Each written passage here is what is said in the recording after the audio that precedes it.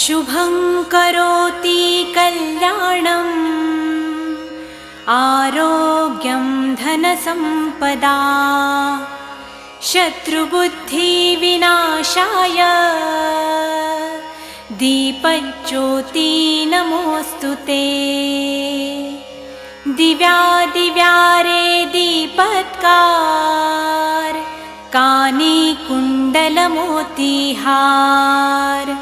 दिव्याला पाहून नमस्कार